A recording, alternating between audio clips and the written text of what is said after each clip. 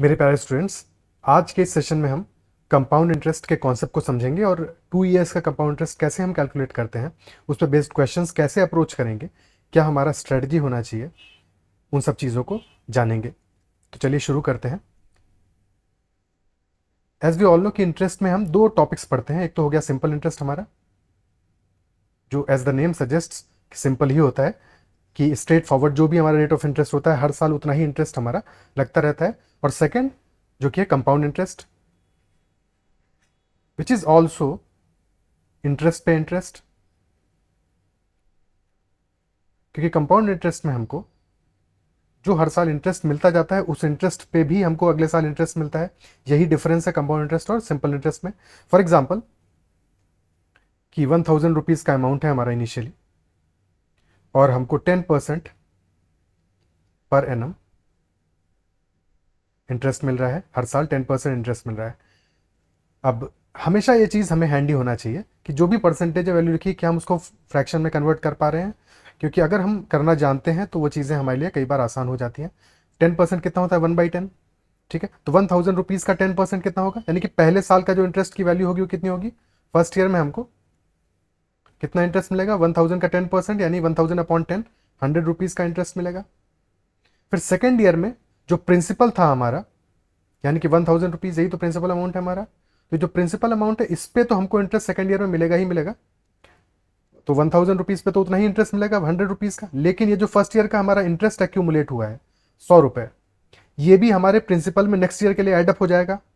तो second year में हमें बेसिकली इस 100 रुपये पे भी इंटरेस्ट मिलेगा 10%, यानी कि इंटरेस्ट हो जाएगा हमारा 100 + 10। तो फर्स्ट ईयर में तो हमें 100 रुपीज़ का इंटरेस्ट मिला, सेकेंड ईयर में इंटरेस्ट मिला है 100 + 10, यानी कि 110 रुपये का। ठीक है, तो अगर सिर्फ और सिर्फ सेकेंड ईयर का इंटरेस्ट क्वेश्चन पूछता तो हमें सेकेंड ईयर में 110 रुपये का इंटरेस्ट मिला है, बट ओवरऑल दोनों साल का इंटरेस्ट मिला के हमें टोटल 210 रुपीज़ का इंटरेस्ट मिला है। क्या ये बात समझ में आती है? ठीक है, इसी बात को अगर हम समराइज कर दें, ठीक है, या एक बार और इसको शॉर्ट में देख लेते हैं कि यही चीज़ हम ऐसे भी देख सकते थे कि पहले हमारा 1000 रुपये का अमाउंट था, पहले साल का इंटरेस्ट हमको मिला 100 रुपये, तो सेकेंड ईयर में हमारा जो अमाउंट हो गया वो हो गया 1100 रुपये। अब सेकेंड ईयर में हमें जो इंटरेस्ट मिलेगा वो 1100 रुपये में मिलेगा और इसका 10% होता है 110। तो पहले साल हमारा इंटरेस्ट हुआ 100 रुपीज़ और सेकेंड ईयर इंटरेस्ट हुआ 110 रुपये। कुल इंटरेस्ट 2 साल का हो जाएगा 210 रुपये। ठीक है, अब सक्सेसिव चेंज का कॉन्सेप्ट आप लोगों ने पढ़ा ही होगा, परसेंटेज सक्सेसिव चेंज का, कि जब 2% हमें गिवन हो और उनसे सक्सेसिव चेंज हो तो ओवरऑल इफेक्टिव परसेंटेज चेंज हमारा कितना होगा। वही सेम कॉन्सेप्ट हम यहाँ कंपाउंड इंटरेस्ट में भी अप्लाई कर सकते हैं टू लर्न कि नेट इंटरेस्ट रेट हमारा कितना आएगा। फॉर एग्जाम्पल, जैसे हमने 10% वाला एग्जाम्पल ऑलरेडी देखा कि अगर हमें X% का चेंज होता है और Y% का चेंज होता है और ये सक्सेसिव चेंज हो रहे हैं हमारे,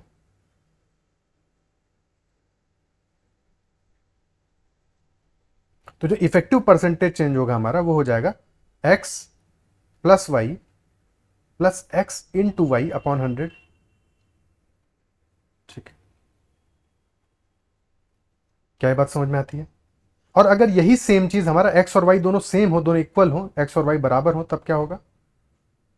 तब फिर X, Y की जगह भी X रख देंगे तो हमारा इफेक्टिव परसेंटेज चेंज हो जाएगा X + X + X × X/100, यानी कि 2X + X²/100।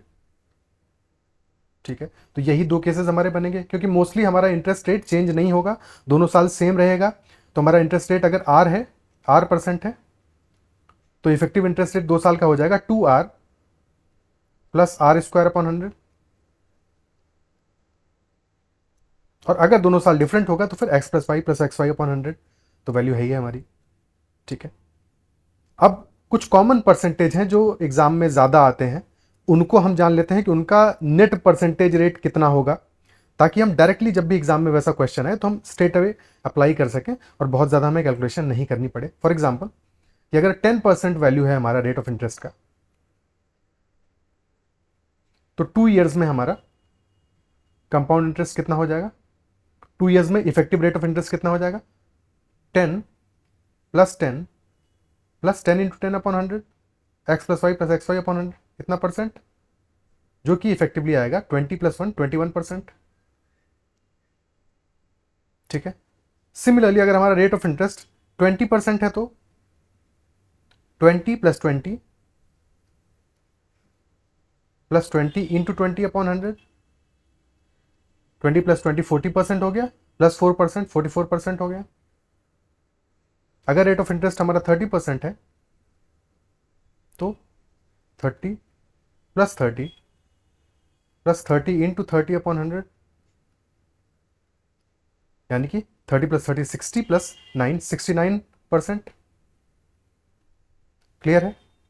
और या फिर अगर हमारा रेट ऑफ इंटरेस्ट 40% है तो 40 + 40 + 40 × 40 अपॉन 100, यानी कि 96% हो जाएगी वैल्यू।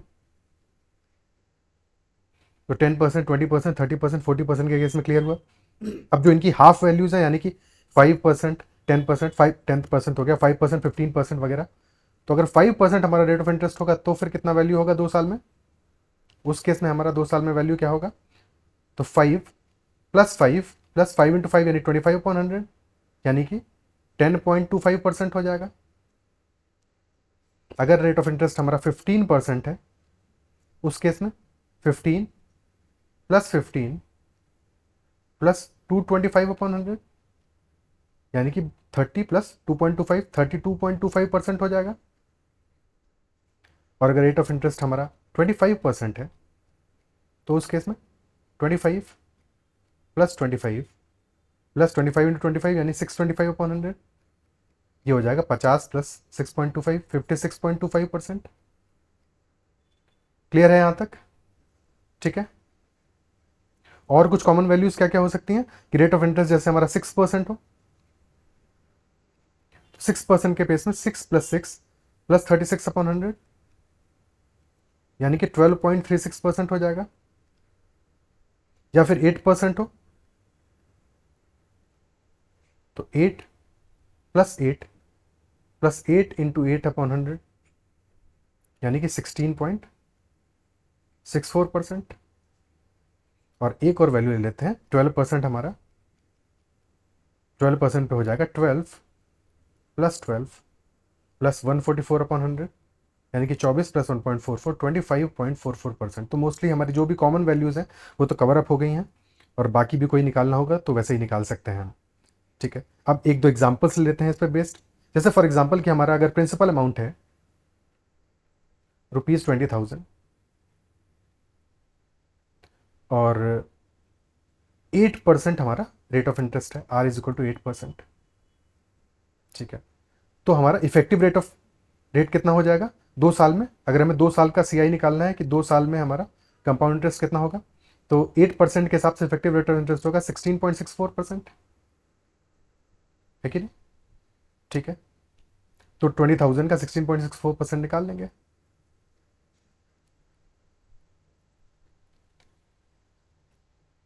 दशमलव हटा 2, ये 0 कैंसिल आउट हो गए, तो फिर कितना आएगा? 2 0 आ जाएंगे, बटे 100 भी है। ठीक है। तो ये भी 2 0 कैंसिल आउट हो गए, हाँ 0 तो नहीं आएगा। तो ये आ गया अपना 2 × 1664, यानी कि 3328 रुपीज़, ये हमारी वैल्यू होगी।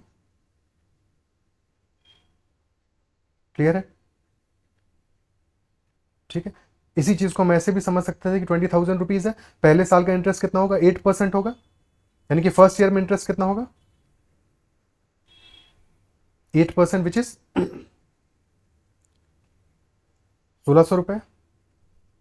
और सेकेंड ईयर में हमें प्रिंसिपल पे तो यही इंटरेस्ट मिलेगा 1,600, बट इस 1,600 का भी 8% मिलेगा, जो कि हो जाएगा 16 × 8 128 रुपये, और टोटल हमारा हो जाएगा 3328 रुपीज़, जिसमें से कि फर्स्ट ईयर का इंटरेस्ट है 1,600 और सेकेंड ईयर का इंटरेस्ट है 1,728 रुपये। ओके, ठीक है। अब क्वेश्चंस करना हम स्टार्ट करते हैं। पहला क्वेश्चन लेते हैं आज का। फर्स्ट क्वेश्चन कह रहा है, what will be compound interest on ₹12,000 for 2 years at 10% per annum compounded annually? 12,000 रुपए पे 2 वर्षों के लिए 10% वार्षिक ब्याज चक्रवृद्धि ब्याज की दर से कितना हमें कंपाउंड इंटरेस्ट मिलेगा।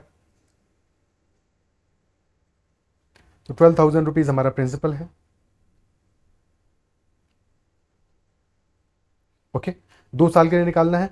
10% हमारा अगर रेट ऑफ इंटरेस्ट है तो 2 साल में इफेक्टिवली कितना हो जाएगा, 21%। 10% प्लस 10% प्लस 100/100 यानी कि 21% हो जाएगा। तो बस 12,000 का 21% हमें निकाल लेना है।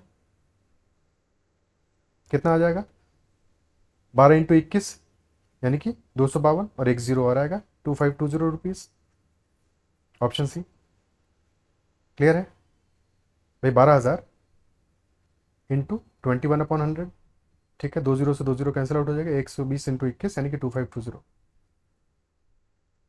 एक छोटी छोटी सी चीज़ और है जो समझ में आएगी तो हमारे लिए कई बार जब थोड़ा सा कॉम्प्लेक्स कैलकुलेशन होगा तो थोड़ा सा हमारे लिए आसान हो जाएगा कि जब भी हमें परसेंटेज में कोई वैल्यू दी हुई है, जैसे यहाँ पे 21% हमें वैल्यू गिवन है, आसान वैल्यू है बट इसी से समझ लेते हैं कि 21% को हम ऐसे भी कैलकुलेट कर सकते हैं कि पहले हम 20% निकाल लें और फिर हम 1% निकाल लें।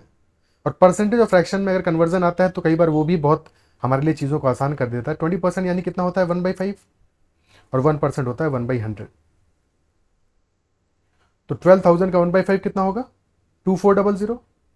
और 1% कितना होगा, 1/100, 100 से डिवाइड कर दोगे यानी कि 120, यानी कि टोटल हमारा आ जाएगा 2520 रुपीज़। ठीक है, क्लियर है। लेट अस से एक छोटा सा एग्जांपल और ले लेते हैं हम ऐसे ही कि हमें निकालना हो, जैसे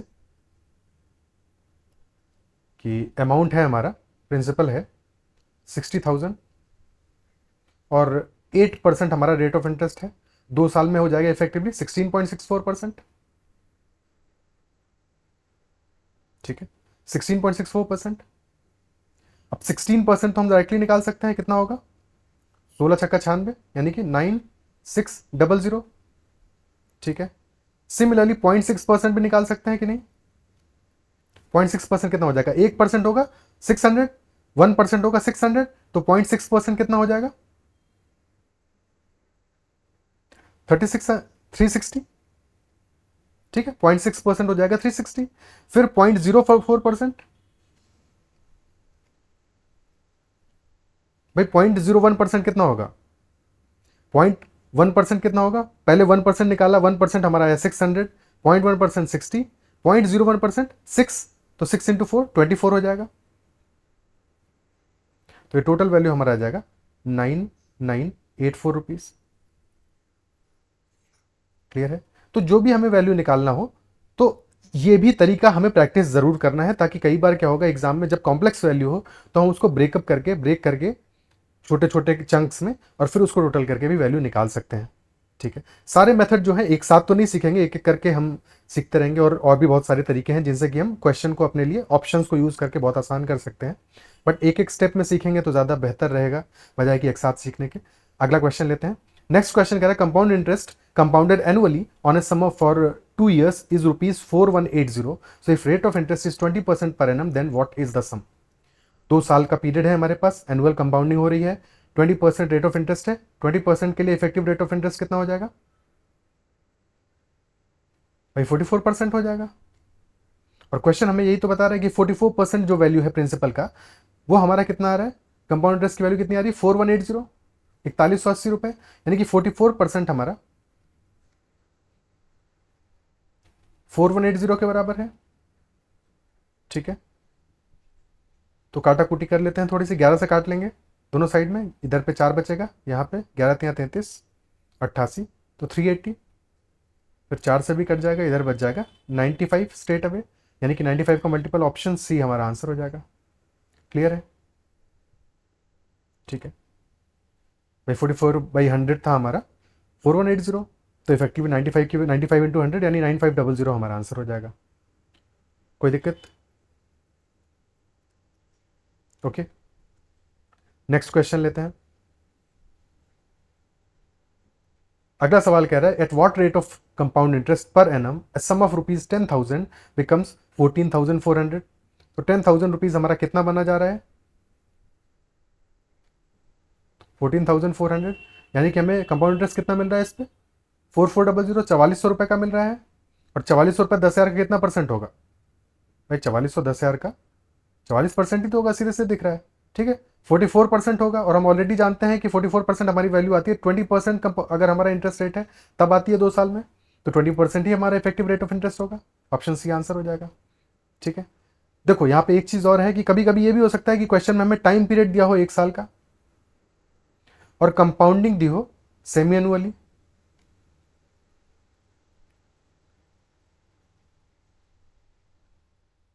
ठीक है, टाइम पीरियड 1 साल है, कंपाउंडिंग सेमी एनुअली है, या टाइम पीरियड हमारा 2 साल है, कंपाउंडिंग एनुअली है, दोनों एक ही बात है। मतलब दोनों केसेस में बेसिकली हमें क्या है, 2 साइकिल्स चलनी है कि नहीं? 2 कंप्लीट साइकिल होंगी। जब 1 साल है, कंपाउंडिंग सेमी एनुअली है, तो 2 6 6 महीने की साइकिल होंगी हमारी। और जब टाइम पीरियड 2 साल है, कंपाउंडिंग एनुअली होनी है, तो 1 1 साल की 2 साइकिल है। बस फर्क क्या है, जो चीज़ हमें कॉशियस रहना है, पहले वाले केस में अगर हमारी कंपाउंडिंग सेमी एनुअली है तो रेट ऑफ इंटरेस्ट जो होगा वो हमारा हाफ हो जाएगा, क्योंकि हमें जनरली जो भी रेट ऑफ इंटरेस्ट दिया होगा वो पूरे 1 साल का दिया होगा। तो जो रेट ऑफ इंटरेस्ट हम निकालेंगे, फॉर एग्जाम्पल हमें दिया है rate of interest 10% per annum, तो कंपाउंडिंग हमें करनी पड़ेगी 5% की, इफेक्टिवली 10.25% होगा। ठीक है, और अगर यहां पे हमारा 10% है रेट ऑफ इंटरेस्ट तो 21% हो जाएगा, क्योंकि 10% के हिसाब से हम कैलकुलेट करेंगे। ठीक है, अगला क्वेश्चन लेते हैं। नेक्स्ट क्वेश्चन कह रहा हूं, certain some of money the simple interest for 2 years is ₹350 eight the rate of 4% पर एनम। तो 2 साल में हमारा जो सिंपल इंटरेस्ट बन रहा है 4% के हिसाब से, वो बन रहा है ₹350। ठीक है, 4% हमारा पर एनम है, तो 2 साल में कितना हो जाएगा? 4% इंटू 2, 8%। तो 8% की वैल्यू हमें एक तरह से दी है ₹350। क्वेश्चन हमसे क्या पूछा, if it was invested at compound interest, अगर कंपाउंड इंटरेस्ट पे हम इसको इन्वेस्ट करते, सेम ड्यूरेशन होता, तो इंटरेस्ट हमारा कितना बनता? यानी कि ड्यूरेशन अभी भी 2 साल का है, रेट ऑफ इंटरेस्ट हमारा 4% है। ठीक है, तो 4% पे कंपाउंडिंग होगा तो क्या वैल्यू बनेगा हमारा? 4% प्लस 4% प्लस 4 इंटू 4/100, यानी कि 8.16%।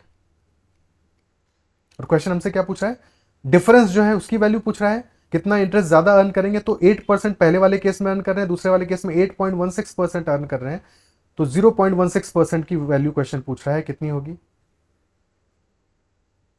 ठीक है, अगर 8% की वैल्यू 350 है तो 0.16% कितना होगा उसका? भाई 8/50 आएगा 0.16, है कि नहीं? 16 × 5 = 80। ठीक है, तो 8/50 आएगा हमारा 0.16, तो डायरेक्टली 50 से डिवाइड कर दो, सीधे सीधे हम 50 से डिवाइड कर देंगे, हमारा आंसर हो जाएगा 350/50, यानी कि ₹7। क्या ये बात समझ में आती है? ठीक है, यहां पे हमको कोई जरूरत नहीं है कि हम यहां से पहले प्रिंसिपल निकालें फिर प्रिंसिपल पे पूरा का पूरा कहानी करें। क्वेश्चन वो चाह भी नहीं रहा है, क्वेश्चन हमसे सिर्फ चाह रहा है कि जो डिफरेंस आ रहा है वो निकालना है हमको, यानी कि 0.16% की वैल्यू निकालनी है। 8% हमको पता है, 50 से डिवाइड कर देंगे, हमारा काम हो जाएगा। ठीक है, अगर देखने में किसी को समस्या हो रही है, कुछ लोगों को जैसे डायरेक्टली बाई 50 नहीं नजर आ रहा हो, तो डबल कर दो पहले, 8% इंटू 2 कर दो, इंटू 2 कितना आएगा? 16%। भाई हमें 16% की वैल्यू ₹700 मिल जाएगी। ठीक है, तो अगर 16% हमारा ₹700 है, भाई यहाँ से 16% हमारा आ गया 700, 16% 700 आ गया। अब 100 से डिवाइड कर दो, तो भी कहानी वही है, बात वही है। ठीक है, अगला क्वेश्चन लेते हैं। नेक्स्ट क्वेश्चन कह रहा है, compound interest on a sum of ₹8,000 for 2 years at the rate of X% per annum is ₹988.80।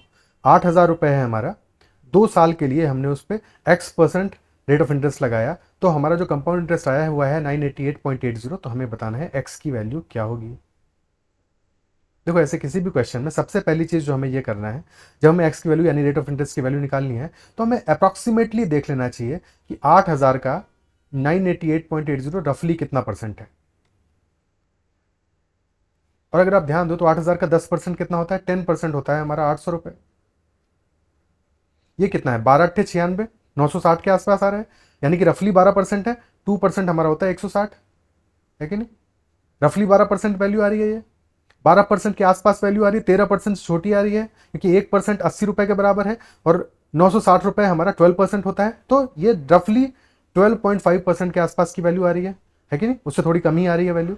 तो हमारा डेफिनेटली जो आंसर होगा वो उसके आधे के आसपास होगा, यानी कि 12 के आधे यानी 6% के आसपास होगा। 6% हमारा आंसर होना चाहिए, ऑप्शन डी हमारा आंसर हो जाएगा। तो क्वेश्चन तो हमारा ऐसे ही खत्म हो जाएगा ये।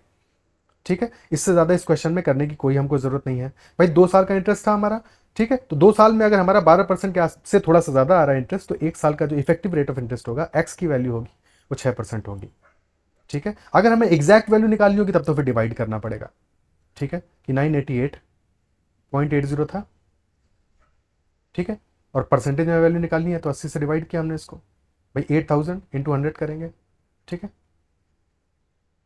अब ये डेसिमल हटाओगे तो 2 जीरो और आ जाएंगे। फिर 8 से कुल मिला के डिवाइड करो चुपचाप से। 8 एकम 8, 8 दूनी 16, 28, 8 त्रिक 24, 48। तो ये इफेक्टिवली हमारा आ गया 12.36%। ठीक है, 12.36%। और ऑलरेडी हम देख चुके हैं कि जब 6% पे हम करते हैं तो 6 + 6 + 36/100 यानी कि 12.36% वैल्यू तब आती है हमारी। ठीक है, तो भी हम देख सकते हैं, बट इतना लंबा करने की कोई ज़रूरत नहीं है जब ऑलरेडी हमें आंसर इससे कम समय में मिल जा रहा है तो। ठीक है, नेक्स्ट क्वेश्चन लेते हैं। अगला क्वेश्चन कह रहा है the compound interest on ₹4500 for 2 years at the rate of 30% for the first year and 40% for the second year will be what. इस बार हमको दोनों साल के लिए इंटरेस्ट रेट अलग अलग दिया हुआ है। ठीक है, कोई चिंता की बात नहीं है। सक्सेसिव रेट ऑफ चेंज हमें निकालना है, इफेक्टिव निकालना है, तो 30 जो पहला रेट है प्लस 40 दूसरा रेट प्लस 30 इंटू 40/100, यानी ये वैल्यू आ जाएगी 30 + 40 70 प्लस 1200/100 यानी कि प्लस 12 82% इफेक्टिवली आ गया। तो हमें 4500 का 82% निकालना है। ठीक है, अब देखो एक तरीका है कि 82 से इसको मल्टीप्लाई करते हैं, बिल्कुल कर सकते हैं, बट उसकी बजाय अगर आप ब्रेक करना जानते होगे, वर्बली भी इस क्वेश्चन को कर पाओगे या समझ पाओगे कि 80% निकाल लें और 2% निकाल लें। 80% हमारा होता है 4/5। ठीक है, तो 4500 का 4/5 कितना होगा 3600, और 2% यानी कि 1/50, 50 से डिवाइड करो 450/5 यानी कि 90 रुपए। तो हमारा आंसर आ जाएगा 3690 रुपीज़। ऐसे करने पे कई बार जो कैलकुलेशन की गलतियां होती हैं, क्योंकि कई बार एग्जाम में ऑप्शन में वैसे भी ऑप्शंस होंगे जो कि कैलकुलेशन में गड़बड़ी हुआ कहीं पे, तो वो ऑप्शन आ जाएगा। ठीक है, इसलिए जब आप प्रॉपरली कैलकुलेशन करोगे टाइम नहीं लगेगा इसमें ज़्यादा, ये चीज़ आप प्रैक्टिस कर लोगे तो वर्बली भी करना कई सारे क्वेश्चन में सीख जाओगे, कई सारे वैल्यूज़ के लिए सीख जाओगे, स्ट्रेट अवे आपका आंसर ऑप्शन सी आ जाएगा। ठीक है, समझ में आती है बात ये? ओके,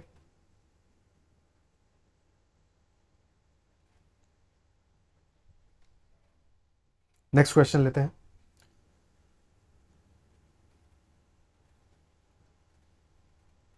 अगला सवाल कह रहा है what is the compound interest on a principal sum of ₹2800 for 2 years at the rate of 12% per annum. तो what is the compound interest on a principal sum, 2800 रुपये है हमारा 2 साल के लिए, 12% पर एनम हमारा रेट ऑफ इंटरेस्ट है। और हमें पता है 12% कितना होता है, जब 12% से करते हैं तो 12% + 12% + 144/100 यानी कि 25.44% आएगी वैल्यू। ठीक है, 25.44% वैल्यू आएगी, जो कि 25% से थोड़ा सा ही ज्यादा है, इजंट इट सो? तो 2800 इंटू 25.44/100 ये हमें कैलकुलेट करना है। तो इंस्टेड ऑफ कैलकुलेटिंग 25.44 क्या हम करेंगे, हम इसको दो पार्ट्स में तोड़ लेंगे। 25% पहले निकाल लेते हैं। 25% कितना आएगा 2800 का, यानी 1/4 है, 1/4 है, 700 रुपये आएगा। ठीक है, इससे थोड़ा सा ज्यादा वैल्यू आनी है, यानी कि हमारा ऑप्शन एक ही पॉसिबल है, ना ए आ सकता है, ना बी आ सकता है, ना डी आ सकता है, सिर्फ ऑप्शन सी आ सकता है। तो आंसर तो हमें मिल गया एग्जैक्टली। ठीक है, बट फिर भी कैलकुलेट कर लेते हैं एक बार 0.44% भी। ठीक है, तो 0.44% के लिए क्या, पहले 0.4% निकालते हैं। 0.4% कितना होगा, 0.1% निकाल लें, 1% 28 है, 0.1% कितना होगा 2.8। तो ये 0.4% हमारा हो जाएगा 2.8 इंटू 4 यानी कि 11.2, और फिर निकालेंगे 0.04% जो आ जाएगा 1.12। बस खत्म हो गया। तो 712.32 रुपीज़। ठीक है, समझ में आती है बात ये बहुत इंपॉर्टेंट तरीका है जो लास्ट में हम हर एक क्वेश्चन में बार बार कर रहे हैं। ठीक है, अगर ये करना सीख जाओगे आप तो कंपाउंड इंटरेस्ट के क्वेश्चंस में आपको आंसर्स बहुत जल्दी मिलना शुरू हो जाएंगे, समझ में भी आना शुरू हो जाएगा। कई बार लास्ट के स्टेप तक आपको जाने की जरूरत ही नहीं पड़ेगी। जैसे यहाँ भी हमको है, पहले स्टेप पे अपना आंसर मिल गया था, वो तो बस समझाने के लिए बाकी स्टेप किए हैं, अदरवाइज करने की कोई ज़रूरत नहीं थी। ठीक है, ऑप्शंस आपके एलिमिनेट हो जाएंगे तो एग्जैक्ट वैल्यू निकालने की जरूरत नहीं पड़ेगी। कई बार ऑप्शंस के बीच का गैप इतना ज़्यादा होगा कि आप शॉर्टलिस्ट करके भी समझ पाओगे कि कौन सा आंसर आपका होना चाहिए। ठीक है, और कंपाउंड इंटरेस्ट या फिर ऐसे बहुत सारे क्वेश्चंस में अप्रॉक्सीमेशन एक बहुत इंपॉर्टेंट टेक्निक है। और ये एक तरह से हम अप्रॉक्सीमेशन जैसा ही सीख रहे हैं कि पहले हमने 25% निकाला, फिर 0.4% निकाला, फिर 0.04% निकाला। ठीक है, और बहुत आसान आपके लिए सवालों की कैलकुलेशन को ये कर देगा। अगला क्वेश्चन लेते हैं। नेक्स्ट क्वेश्चन कह रहा है, सुरेश ने 16% प्रतिवर्ष की दर से एक वर्ष के लिए 27,000 रुपए का निवेश किया। यदि चक्रवृद्धि ब्याज हर 6 महीने में संयोजित किया जाए तो कितना ब्याज होगा? ठीक है, 27,000 रुपए उसने इन्वेस्ट किए हैं एक साल के लिए, हर 6 महीने में हमारा कंपाउंडिंग हो रहा है, यानी कि 6 महीने में कितना इंटरेस्ट मिलेगा हमको? 8%। 16% तो साल में मिल रहा है, तो 8% का कंपाउंडिंग होगा, कितना हो जाएगा इफेक्टिव रेट ऑफ इंटरेस्ट साल में? 16.64%। 8 + 8 + 64/100 16.64% हो जाएगा। ठीक है, तो हमें क्या निकालना है? 27,000 का 16.64% निकालना है, कितना होगा?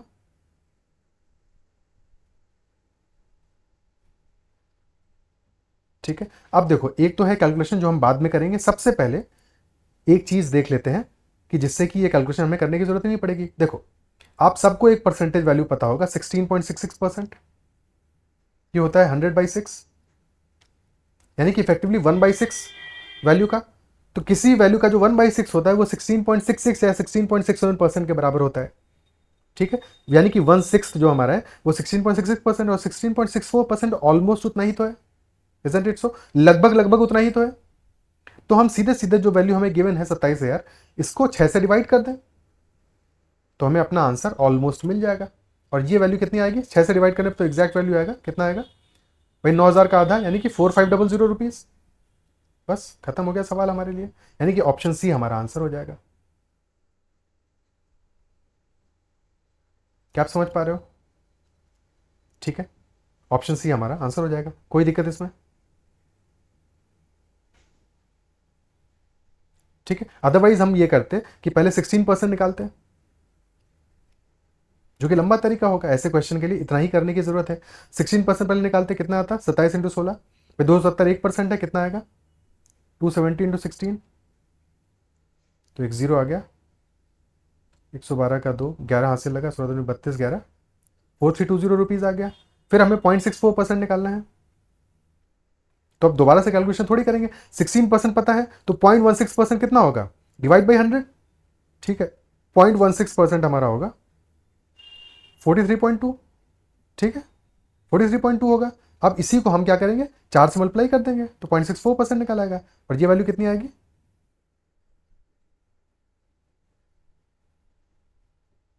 172 रुपये 80 पैसे। ठीक है, यानी कि ये आ जाएगा 4492.80 रुपीज। क्लियर है? बट ये जो मेथड है, इससे हमें कुछ भी टाइम नहीं लगेगा इस क्वेश्चन को सॉल्व करने में, तो क्यों हम अननेसेसरली इतना टाइम वेस्ट करेंगे? ठीक है, अनलेस के ऑप्शन इतने ज़्यादा क्लोज हो कि पहले वाले मेथड से ना निकल पा रहा हो, 1-2 रुपए का अंतर हो। ठीक है, समझ में आती है बात? ये नेक्स्ट क्वेश्चन लेते हैं। अगला क्वेश्चन हमसे कह रहा है, at what rate of compound interest per annum a sum of ₹1200 becomes 1348.32 in 2 years। तो 1,200 रुपये हमारा बना जा रहा है, कितना? 1348.32। तो इंटरेस्ट हमें कितना मिल रहा है? 148.32 रुपीज़ का। और ये वैल्यू लगभग कितनी आ रही है? 1,200 का 12% कितना होगा? 1% हुआ 12 रुपए, तो 12% हो जाएगा हमारा 144 रुपये। 12% से थोड़ी सी ज़्यादा ये वैल्यू है। ठीक है, थोड़ी ही ज़्यादा है, 144 से थोड़ा ही, मतलब पॉइंट में कुछ परसेंट ज़्यादा है। तो डेफिनेटली हमारा जो आंसर होगा वो कितना होना चाहिए? उसका हाफ, यानी कि 6%। और जो ऑप्शन दिए हैं, 5 नहीं हो सकता है, 5.6 नहीं हो सकता है क्योंकि ये काफ़ी कम है। ठीक है, और 6.4 भी नहीं हो सकता है। बट फिर भी एक बार एग्जैक्ट कैलकुलेशन के लिए हम निकाल लेते हैं। तो हमने 12% निकाल लिया, जो कि 144 आ रहा है। ठीक है, बचा कितना? 4.32। ये कितने परसेंट होगा भाई? डिवाइड बाई 12 कर दो, कितना आ रहा है? 12×3 = 36, और फिर बच गया 72, यानी कि 3.6 सॉरी 0.36%। भाई 1% 12 था। ठीक है, तो यानी कि 12.36% हमारी वैल्यू आ गई इफेक्टिवली। तो एक साल का इंटरेस्ट रेट कितना होगा? 6%। हम ऑलरेडी निकाल चुके हैं ये वैल्यू तो। ठीक है, तो ऑप्शन सी हमारा क्लियरली आंसर हो जाएगा। ओके, कहीं कोई समस्या? क्लियर है? नेक्स्ट क्वेश्चन लेते हैं। अगला सवाल कह रहा है a sum of money at compound interest amounts to ₹650 at the end of first year. पहले साल के अंत में हमारा अमाउंट कितना हो जा रहा है 650 और दूसरे साल के अंत में हो जा रहा है 676। तो हमें बताना है कि अमाउंट इनिशियली कितना रहा होगा। पहले साल के एंड में है 650 और दूसरे साल के एंड में 676, यानी कि पहले साल हमारा जो प्रिंसिपल है वो चेंज होकर अमाउंट हो गया है ₹650, जो भी इंटरेस्ट मिला होगा उसके बाद में। ठीक है,